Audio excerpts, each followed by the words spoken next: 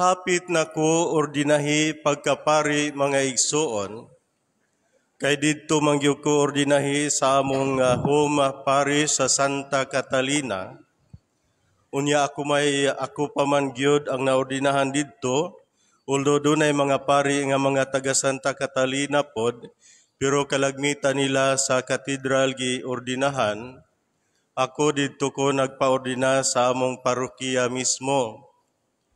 Busa na baniog sa tibok lungsod ang akong umaabot nga ordinasyon o daghan ang mga tao nga miduol nako nagpaila. Unya natingala ko kaya kalagmitan sa mupaila nako, muingon man sila nga paryente ekonomi. Munang niingon ko nga asa man ni sila sa una sa nag-eskwela pa ko. No? Kadto mga higayon nga nagkinahanglan ko, wa man ni sila nitabang. Mas nitabang patong mga tao nga dili gyud nako ngalaga kadugo kay nila nga kuno ako mga paryente karon nga ordinahan ako pagkapari. Abi ninyo mga igsoon, ingon ini ang kamatuoran usahay.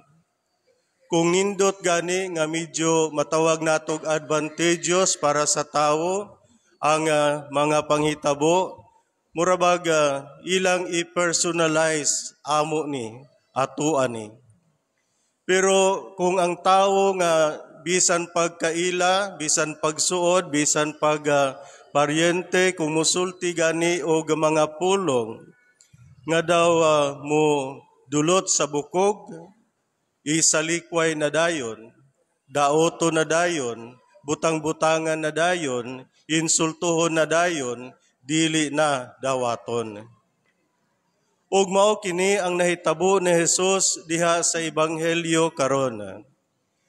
Nindot kaayo ang pagtudlo ni Jesus ngadto sa mga tawo sa iyang kaugalingong lungsod sa Nazareth. Nagsangyaw siya og maayong balita. Nadungog nila ang iyang gitudlo ngadto kanila. Og taliwala nining tanan inay malipay sila sa nindot nga mga butang nga ilang nadungog gikan sa Ginoo.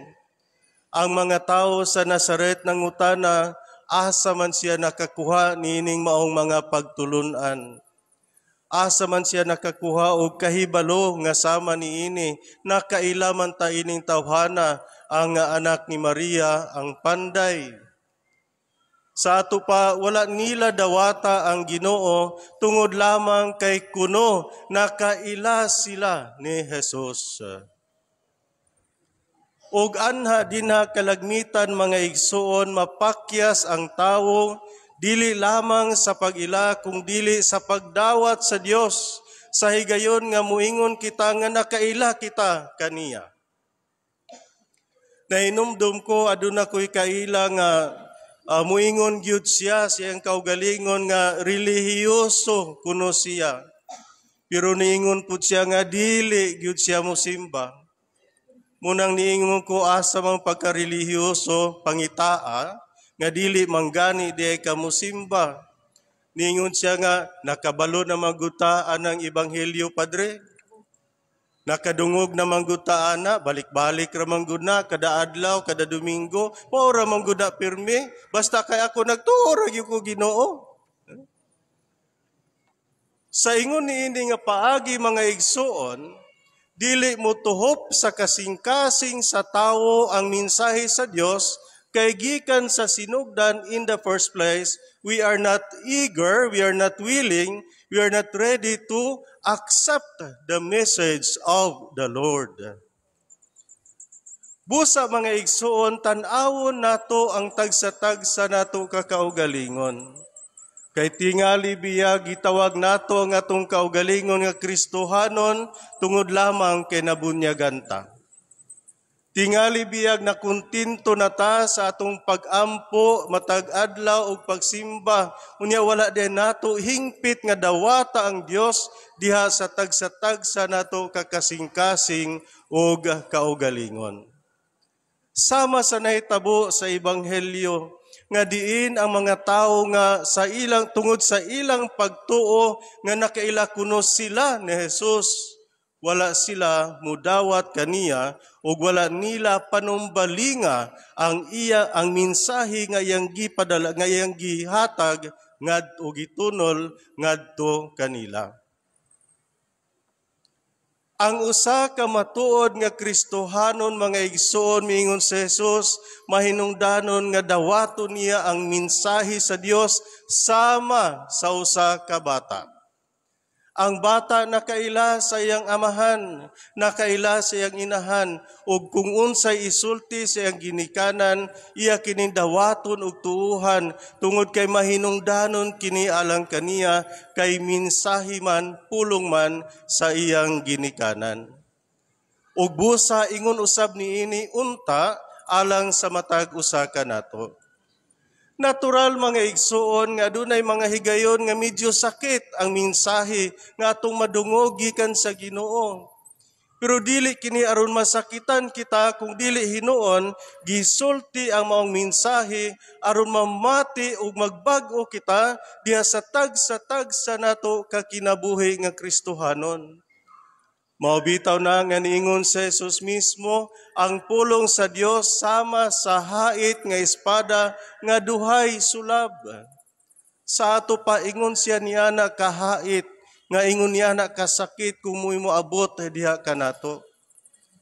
Ug unsa man kita kaandam nga tinud-anay sa pagdawat sa mensahe sa Ginoo diha sa tagsa nato ka kinabuhi nga Kristohanon. Sa Jesus, mga igsuon, wala dawata sa iyang kaugalingong katawhan kay nagtuo sila nga nakaila sila ni Jesus.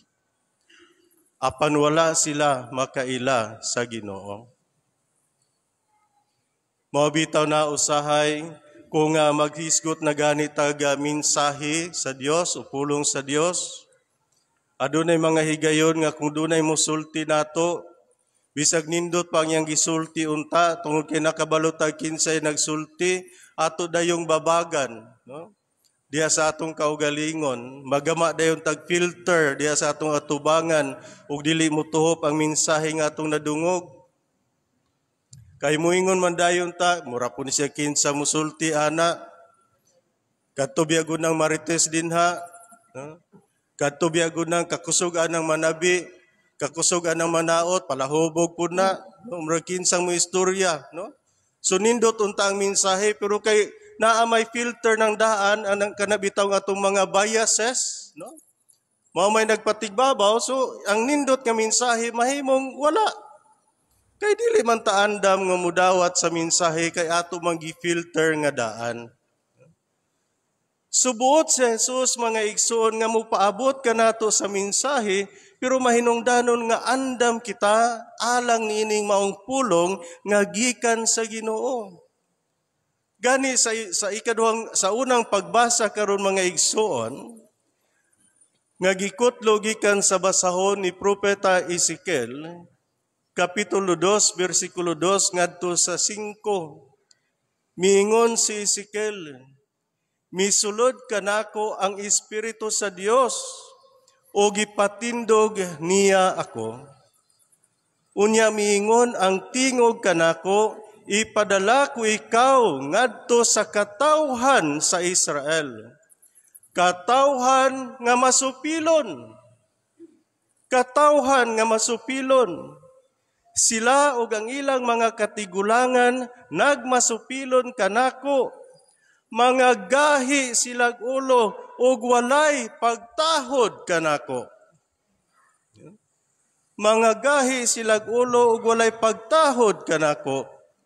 Busa ipadala ko ikaw ngadto kanila ug ingna sila nga kini maong gisulti sa Ginoong Dios.